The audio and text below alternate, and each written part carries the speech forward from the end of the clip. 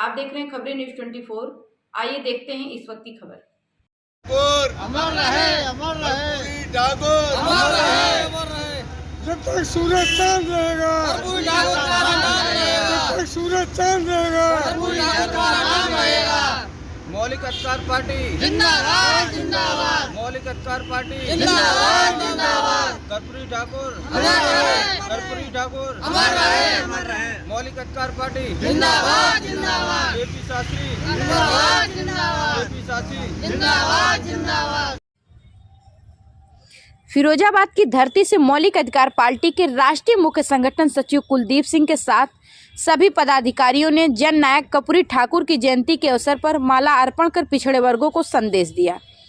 मौलिक अधिकार पार्टी के राष्ट्रीय मुख्य संगठन सचिव कुलदीप सिंह ने जन नायक कर्पूरी ठाकुर को भारत रत्न से सम्मानित घोषणा होने पर सभी को बधाई देते हुए कहा, जन नायक कर्पूरी ठाकुर को इतिहास के पन्नों में बहुत बड़े सामाजिक न्याय की पाठशाला के रूप में हम लोग पढ़ते हैं। कुलदीप सिंह ने कहा, समाज को यह भी याद रखना है, संविधान और मंडल कमीशन नहीं होता तो शोषित वंचित पिछड़े समाज की दशा क्या होती है। और आज देश कर्ज से नाक तक डूब गया है। और मौलिक अधिकार पार्टी के राष्ट्रीय मुख्य संगठन सचिव कुलदीप सिंह को सुने। Bureau report, Firozabad, Uttar Pradesh. सभी सम्मानित साथियों को जन नायक कर्पूरी ठाकुर की जयंती के अवसर पर सभी को बहुत बहुत हार्दिक मंगल कामनाएं। आज बड़ा खुशी का दिन है। आज जन नायक कर्पूरी ठाकुर को भारत रत्न से नवाजने की घोषणा जो हुई है, जिसको लेकर समाज भी आज गदगद है। जन नायक कर्पूरी ठाकुर, उनके इतिहास के पन्नों को हम आप पढ़ेंगे तो एक ईमानदार नेता के रूप में यानी देखा जाता है और सामाजिक न्याय की आज बहुत बड़ी पाठशाला के रूप में हम आप सभी पढ़ते हैं।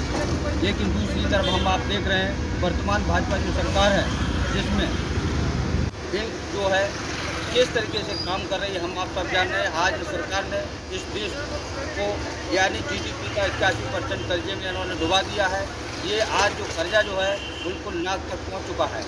दूसरी बात, हम सभी पिछड़े दल सभी साथियों को, वर्ग के लोगों को मैं ये कहना चाहता हूँ कि आप ये भूलने की जरूरत ना करें, क्योंकि 26 जनवरी 1950 को जब संविधान लागू हुआ तो समाज के अंदर यानी पिछड़े समाज के अंदर बहुत बड़ी क्रांति हुई। लेकिन आज उस क्रांति को आज क्रांति में बदल दिया। ये भी एक समझने की ज़रूरत है। आज दलित पिछड़ों के वंचित के नेता हमारे जन नायक कर्पूरी ठाकुर की जयंती है, तो हमें ये भी समझने की ज़रूरत है कि हमारे जन नायक कर्पूरी ठाकुर ने क्या संदेश दिया।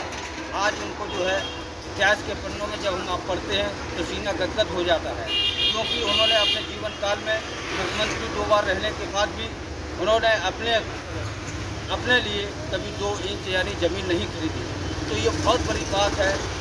आज यानी आज़ादी के 75 सालों में ऐसे महान नेता को पढ़ने के लिए जब इतिहास के पन्ने खंगालते हैं तो ऐसी तस्वीर नज़र जब आती है तो समाज की भी छाती गदगद हो जाती है।